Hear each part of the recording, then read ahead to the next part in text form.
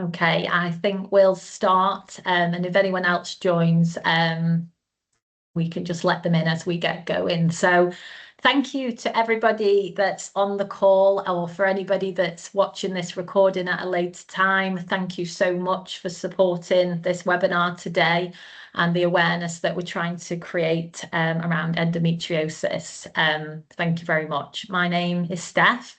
I'm the co-founder of Femme. It's an online department store, and we support women from their first period to their last. And at Femme, we're really passionate about creating spaces where people can talk honestly about women's health, especially topics that historically have been overlooked or dismissed. And today's webinar, a real conversation about endometriosis, is exactly what we want this to be. It's an open, honest discussion about the lived experience of people that have endometriosis. Oh, a couple more people joining us now. For so many people, the journey to diagnosis can take many years, and many experience symptoms that are dismissed or misunderstood. And navigating healthcare work and everyday life alongside chronic pain can be incredibly challenging. So our goal today, on today's session, is to create a space where we can talk about those realities, share some lived-in experiences, and hopefully help people feel less alone in their journey. So I'd firstly like to introduce Michelle. Michelle Dewar is the founder of Hormone Health and the head of patient engagement at the Endometriosis Foundation. She is also a passionate advocate for menstrual and hormonal health, working to raise awareness, improve education, and push for better support for people living with conditions like endometriosis. But before all that, Michelle is someone who has lived with the condition for most of her life. Her symptoms began when she was only 14 years old. And like many young people experiencing severe period pain, she was told that it was normal and was simply given pain medication. It took 9 years before she was finally diagnosed with stage 4 deep infiltrating endometriosis, by which point the disease had already affected multiple organs, including her bowel and her bladder. Over the years, Michelle has undergone multiple surgeries, and in April 2025, she had a radical hysterectomy along with bowel surgery. Her journey has also included diagnosis of adeno and PMDD and navigating the physical and emotional realities of living with this chronic illness. Michelle has joined us today not only to share her story because it's unique, but because it is so common. And through her work today, whether that's advocacy, education, campaigning for policy change, or speaking in spaces like this, her goal is to help ensure that the next generation is believed sooner, diagnosed earlier, and supported better than many patients have been in the past, which is really powerful. So today, Michelle will be sharing her personal journey with endometriosis, what it looked like growing up with symptoms, the long road to diagnosis, the impact it's had on her life, and why lived experience plays such an important role in shaping the future of care. So thank you so much, Michelle, for joining us today. I know we've worked together for around 12 months now, and it's been a privilege to support the community and the work that you've been doing. So thank you for joining us. Thank you so much for having me, and thank you for all your support.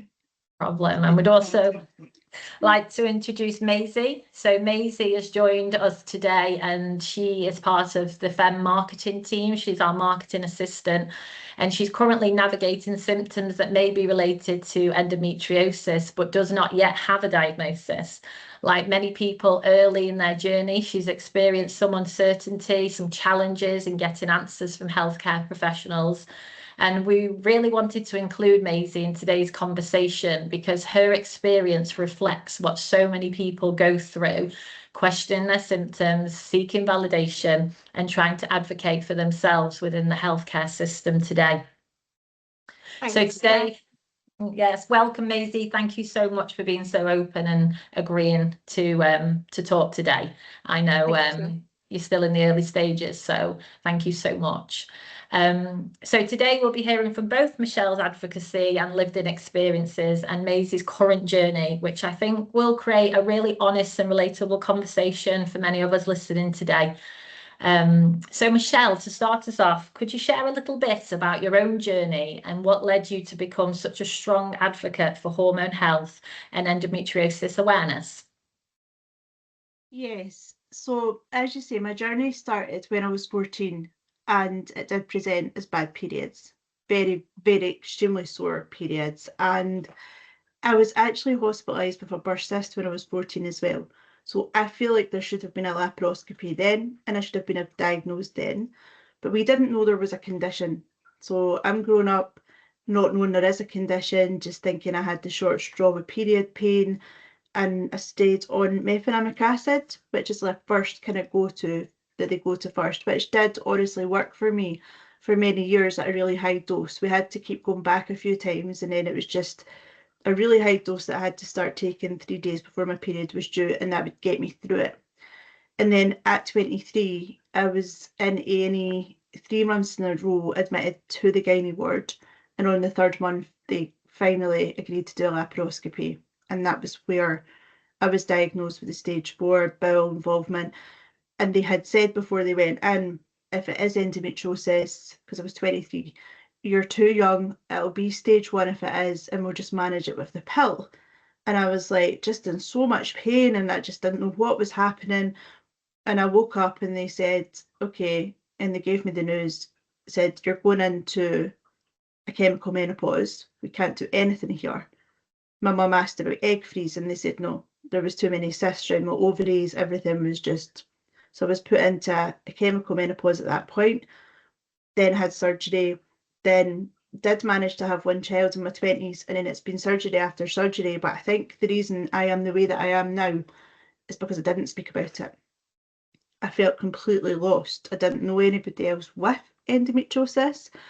There was no information. If I tried to explain it to people, they just looked confused. So I just kind of stayed in my own zone of, yeah, I have this illness, it's really sore, I've had a lot of operations. And now, I think last year, just before my hysterectomy, my daughter turned 14. I looked at her and went, no, like I was so young. And then also on top of that, the finality of the hysterectomy, I was like, why is the diagnosis delay still 9 years, which was what it was back in 2008, and the exactly 9 years that I had. And I just was like, this has to absolutely stop. So I started to speak to a few people, and once I started, that was just that, just such a strong advocate for change for younger people and for women my age who are still living it. Wow. Okay. If we could just go back a little bit there, Michelle, 14, you started with really bad periods. You were in high school. How did you get through that period of your life? How did you find the education system? Were you supported in that environment? Did you have to have large amounts of time off? So what would happen is the teachers absolutely believed me because I would be shaky and I'd be white, my lips would start to go white. Occasionally I'd throw up, I'd be very faint. I was very small 14-year-old as well. So they would always phone my mum and they would always look quite scared. So the school were good in terms of, right, like, oh no, it's just your period, go back to class. That didn't happen, but it was more of an urgency to get me out of their care. I felt now looking back, it was like, just let's get her away because we don't know what's happening. My mum immediately took me to the doctors about it and she believed me 100%, but she didn't know there was a disease either. So it was the mefenamic acid, and I would go home. My mum, every month I would go home. My mum would make me a hot water bottle. I'd go to bed with mefenamic acid and try to get in a position that was comfortable to go to sleep. But my back was sore, my side, nothing was comfortable. It would eventually, the tablets would kick in. But yeah, I lost out. Luckily, when I was younger, it was only sore when I had my periods. So, and my periods were only about 4 days. So it was quite short. And the first day was always the worst day. But it was every single month. And I remember my mum driving through to Glasgow when I was at university to the campus to have to get me off that campus and take me home to my hometown because I couldn't walk. when I was about 20. It was awful. The pain was that prevalent. So when people hear the word endometriosis, nine out of 10 times they often link it straight away with painful periods. And you just said it would happen during the period, which was the 4 days. So what does the reality look like the rest of the month? Were you completely symptom free, or could you feel it start building up as your period approached? So I remember being at university and my flatmate having cramps before her period. So I do remember this clearly, me saying, oh no, I'm only sore when I have my period. So I think until I was 23, yes, it was always just my period, which is why we just thought it's period pains. And I think it's such an early warning sign, although we know it's a full body disease, etc. All of that is so valid. We also need to recognise that it can present as extremely sore periods. We can't take the menstrual part out of it because it's such an early warning sign.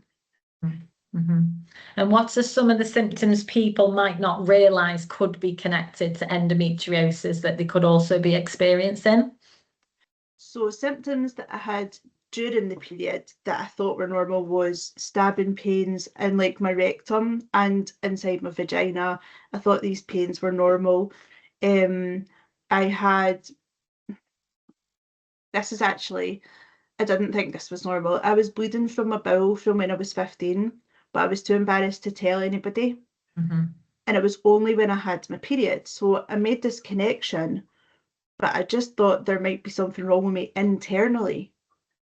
But what had actually happened was it was so aggressive, my endometriosis, that I'd already ate through my bowel wall by the time I started my period when I was 11.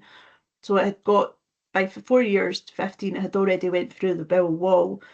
And I know a lot of people have like loose stools and things with periods, but when it's really bad and really worry, that can also be a sign.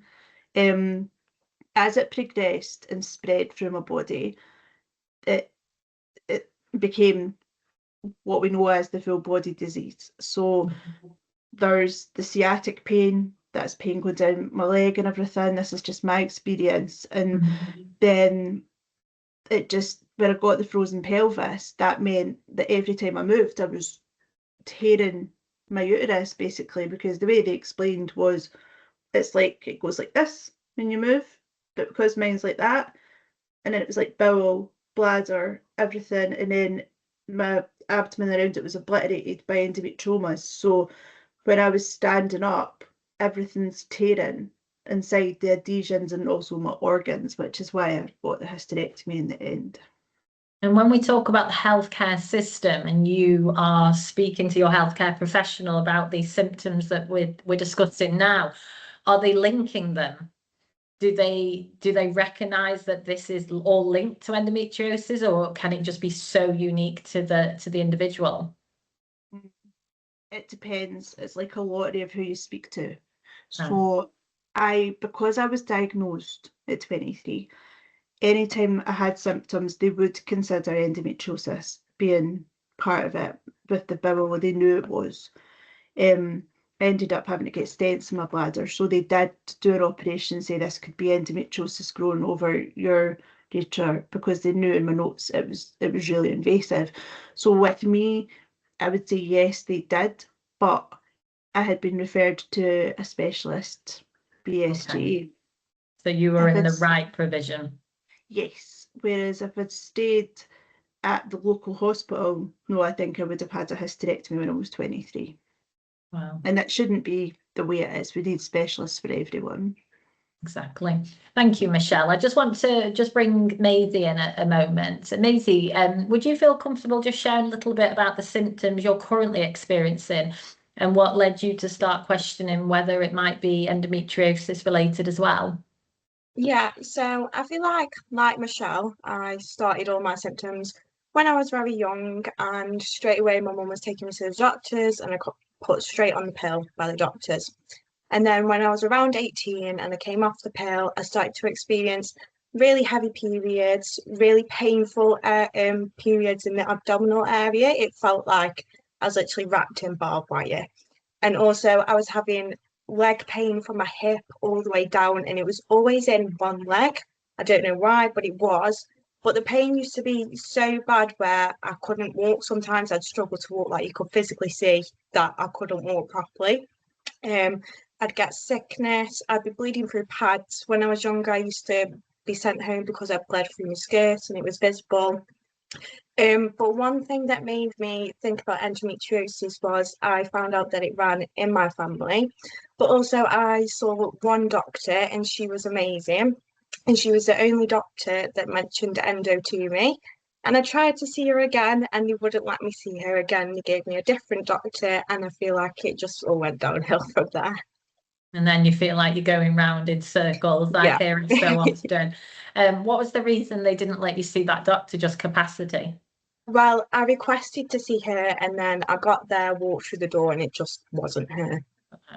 Okay. Okay, Michelle, how when you hear experiences like Maisie, does that reflect what you often hear from people earlier in their journey, some of those symptoms? Yep, absolutely. Exactly like you're saying about the pain down one side, and sometimes the reason that if it goes between sides, it can actually be to do with which ovary you're ovulating from. So because I had my ovary removed in my 20s, I've only had my left ovary for a while. So my nerve pain and sciatica down my left side is really, really bad. But I've got none on my right because it's been removed for so long. So that could explain that. It's definitely a sign of endometriosis. All of that sounds like, obviously I'm not a doctor, but hearing that just, it makes me so frustrated that, what age are you, Maisie, if you don't mind saying? 22. So you're 22 and this has been happening for years. Why? Since I was like 12. Since you were 12, right? So this has been happening to you for 10 years. And I feel like this started with me in 1999. So why are they still treating girls and young women like this now? It makes me want to cry. I just think it's horrendous. And this is one of my main drivers in what I do. One thing I do always get told is that it's IBS. But then it's like, well, why do I get leg pain? Why am I having such bad back pain? Why do I feel like my body's like a brick and I can't move? Like, how is that IBS? Yeah. Because it's easier to treat, cheaper to treat. And sometimes it's just, I think it's a case of they think, oh, well, we'll rule out the smaller things or we'll diagnose the smaller things. And it sounds like they've diagnosed and that's awful. So from both sides of you then, back when you were first diagnosed, Michelle, and even as current as the present day now, it seems that the diagnosis can take many, many years, and that still is the case. So what do you think why do you think the delay still exists? Like you said, is it money? Is it resource? Is it both? It's both. It's so of course it's money and resources are not being put in the correct places. There's more money going into erectile dysfunction than there is for endometriosis, which 10% of the female population have, which is as common as diabetes. So it's just a bit like, again, it frustrates me. I'm like, where's the proper funding? I'm starting to see slight shifts now, but it's also because of medical misogyny. So I'm really careful when I use this term because my surgeon's male and I've my favourite GP is male. I do not think these men are misogynists. The system was set up for men. So the system that taught them at university, the system that the textbooks they read out of, the studies that they've looked at are all aimed at men. So if they don't know something themselves, they don't know what's going on either. So it's the entire system. And then there's this whole issue where medications weren't even tested on women until the 70s, until the contraceptive pill, because they were testing for side effects. So we don't know, and these medications are still on the market. So when I talk about medical misogyny, I'm talking about a system, a structure that they're trying to pick away at now. But until they can change it, all the education for everybody, or the people retire, it's always going to be there. And it's really important to say that I've experienced medical misogyny from female doctors and female nurses, because again, it's what they're taught. It sounds ridiculous. How can a female be misogynistic? She's not deliberately. It's from our education and what she's been taught. It's horrendous. It's a much bigger picture than the individual that you're seeing probably on that day. Never thought of it like that. Just coming back to you then, Maisie, I think both of you have touched upon feeling dismissed along the road of the diagnosis. So when I come back to you, Maisie, there, would you just feel comfortable sharing a little bit about what that experience has been like? You know, you're having this chronic pain, you're aware of your body, you have an idea of what it is, and you're being told, like you say, it's IBS. You know, how do you feel coming out of that appointment and trying to continue life when this is what you're getting told by professionals? I think it's really confusing because like I'm only 22 and I can't live a normal life like my friends, so it's very different in that way. But like I was going to doctors, getting referred to specialists, and they were getting rejected and stuff, and it was just like why? Because all the symptoms are there, but it's just confusing as to why they reject it and why they just want to say it's something to yeah. Yeah. And Michelle, you are advocating for change. You are building this incredible community. So what advice would you give someone like Maisie who feels like something isn't right, but it's just not being taken seriously? I think it's so hard. I think it's so easy to give advice. And then sometimes I go in myself even and I come out and think I've not advocated for myself. So some really good tips are writing down everything that you want to ask before you go into the appointment, because it's so easy to get lost in medical jargon and things like that, or just feel I would feel really nervous talking about it.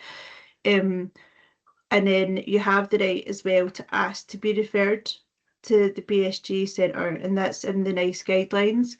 It doesn't mean they will refer you, but it means that you have the right to be referred.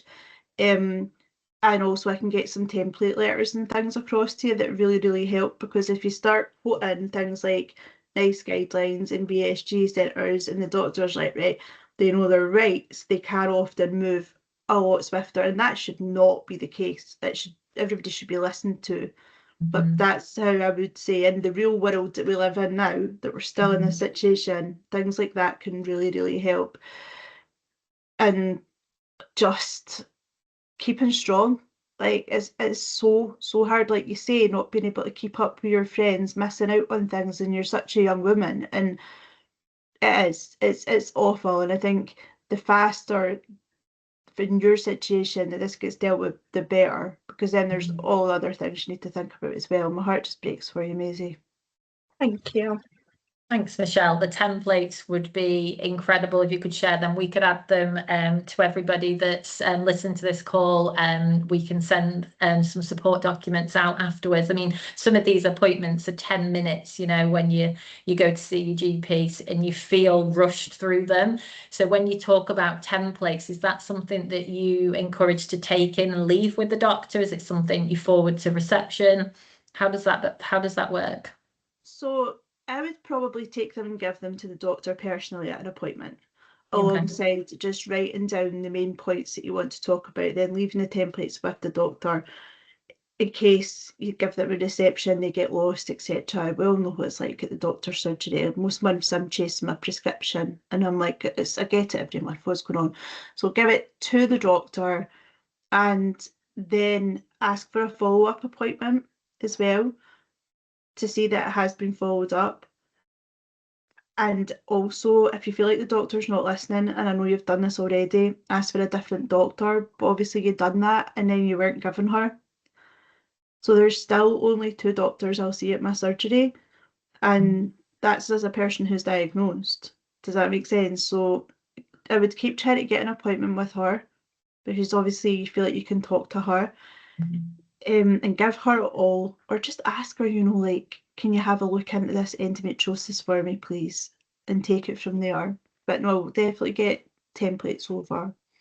Thank you. Thanks, Michelle. Thank you, Maisie. I just want to move on a little bit to the workplace advocacy and menstrual leave piece. And I know, Michelle, you're doing fantastic work in this area. You're a huge advocacy and it's a huge part of your work, particularly around menstrual leave. So what inspired you to start campaigning for statutory menstrual leave in the UK? So this is it's so basic, I think, compared to what people think happened. So I was in the car, and I think it was just before my hysterectomy, because I was driving. I was driving home from work. I heard on the radio about Portugal, and I actually was like, what? I heard for endometriosis and adenomyosis, and I hadn't even heard these words on the radio before. So I'm quite an emotional wee soul, and I just started crying in the car by myself. I'm like, oh my God, that's amazing, you know, in a Western country, a European country. Came home and had a look at it, realised Spain had been doing it since Right, yeah. 2023, 24. And I was like, so why are we not doing that? Anyway, I then had my hysterectomy and basically submitted this petition text from my hospital bed. And 3 weeks later, it got published. No, sorry, then I had to get 5 signatories, then came out of hospital, then it got published at the end of July. And I was like, oh, that's great, that's been published, with no real idea what was going to happen with it. And it had such an impact that I was just like, right, people need this, people want this can help people. So Yeah. that's how that happened. If I hadn't been in the car that day at that time and heard it on the radio, I would have heard it elsewhere, but I just don't know if it would have happened like that. Like that, yeah. And I was doing some research ready for this webinar, and I could see that quite a lot of countries in Asia have been doing it for a number of years, but Spain being the first European. So where do you stand with it today? Do you think it's something that we can see here in the UK in the next couple of years? So when they gave the 10,000 signature response, they obviously said no, they have no plans. But we've got the debate coming up on the 13th of April. And I think it'll really be, we're trying to pull as many active MPs, that there's a lot of MPs that are so for women's health. We're trying to make sure they're there, the right people are there, the right message is put across, because there's obviously huge concerns for employers about people exploiting it and things like this. And that's just not how it would be able to happen. You would need to have a medical certificate probably every year to say you need this, because there was times where I had my period and I didn't need to be off, so I wouldn't be off, you know. Yeah. So we're just waiting for the debate at the moment. So fingers crossed, who knows what will happen, but if it doesn't happen now, hopefully in the future. Yeah. Well, we'll all be backing you from afar and on Thank social you. media. So we wish you all the luck in a couple of weeks with that. So when we talk about the workplaces then, what challenges do people with endometriosis face in the workplace? Oh, there's so many. So it's so much bigger than menstrual leave. And I want to be really clear about that. I just think that menstrual leave is one thing that could help. And it's one symptom that a lot of people have.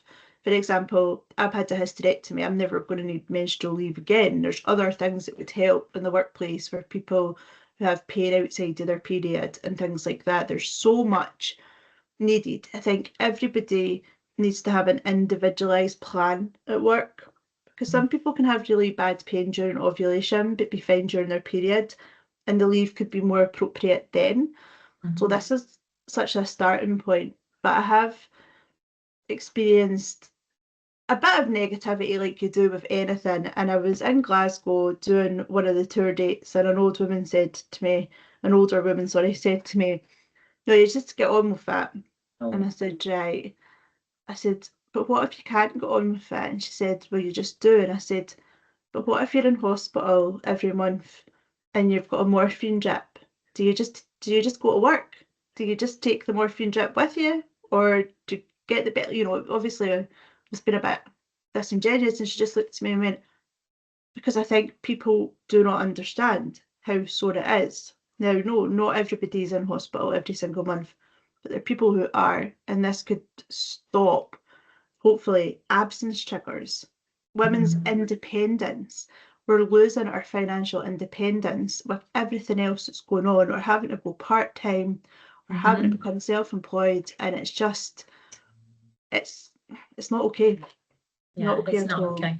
And I think, you know, with founding Femme 3 years ago, and a big part of what we do is support women on fertility journeys. There's the whole fertility journey work piece as well. Menopause, you know, we're losing women in careers, in industries at a much earlier time because they're not supported through life cycles, you know, things that happen that men don't have to experience. And if we are sometimes labeled hysterical or absent, or the list does go on. So I really hope that we're not too many years behind countries like Spain and Portugal, and that we do get the support that we need. So thank you again, Maisie. I just want to come to you again. As someone early in your career, how do you feel about conversations about menstrual health in the workplace, and having this type of leave, and how that would help you within your career, really? Yeah, so I think it's really good that like people are talking about it more. But from a personal side, I would say because mine's so different from other people's experiences, it can feel a little bit embarrassing from a personal side. But working in femme, it's great, obviously, because of what we advocate and like we know the situation. So I feel like that's a really comfortable space to talk about it. But other people who experience this as well might not feel safe to talk about it with their employers and stuff. So I feel like having that in place would really help people with the endometriosis. Yeah, I think having the support mechanism within your contract, you don't have to open up when you don't want to about the details. So it takes away a little bit of the need of the stigma of sharing information that some people don't like you say, Maisie. We work at Femme, so we talk about topics, and that's what we do. We build a community being open about these topics. But for somebody that may work in finance in an insurance company, it might not be the easiest thing to have those conversations. Yeah. So I think, yeah, it's really powerful to be able to help people feel assured. Yeah, 100%. I just want to come back to you, Michelle, a little bit about life after surgery. So you mentioned you have had a hysterectomy now, and surgery is often talked about as a treatment for endometriosis. What do you wish more people understood about it? So much. So it really isn't a treatment for endometriosis at all. I had adenomyosis in the frozen pelvis, so in my case, getting the uterus out was the best course of action. But it's not, you don't have endometriosis in your uterus. So other than it stopping the period, which can help many people, it's a double-edged sword. I think it does help some people, but it is absolutely not a cure. It's not a curable disease. Even after my first appointment after my hysterectomy, I was speaking to them about pain I still have, and they were like, you know, you still have stage 4 endometriosis. And I'm like, how? Because I don't have a frozen pelvis anymore. And they said because it was so deeply infiltrated in my bowel and my bladder, that's still classed as stage 4. And I was like, right. So I'm feeling a bit disheartened with it all, with that, like, oh, I've got this forever, I've still got this. But for me, as you mentioned earlier, I also had PMDD, and I was only recently diagnosed with that.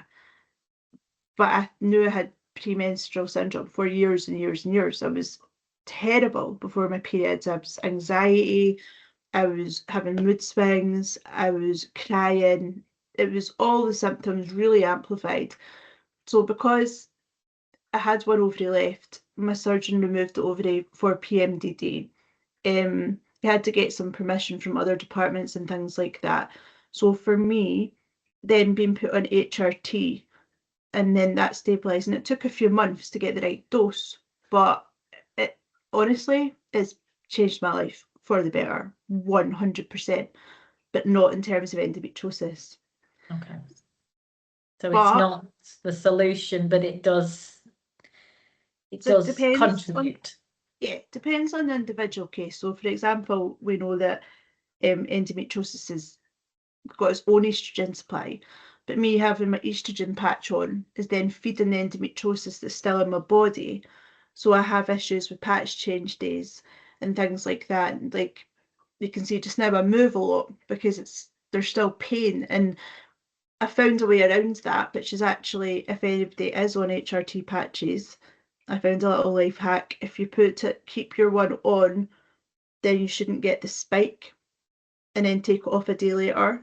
And I've done it a couple of times and it's worked, but I wasn't getting those days of extreme pain before my hysterectomy. It was a constant pain, but it wasn't as extreme. So it's all like swings and roundabouts. And individual in every person, I imagine, as well. Absolutely. That's why it needs to be individualised plans within healthcare, within work, within education, and everything. Yeah. What did the recovery look like post-surgery? So I felt like my recovery went really well. I'm that type of person that is like, yeah, no, I'm fine now. And I didn't go back to work on a phased return because I was like, no, I'm fine. I took the time off that I was off.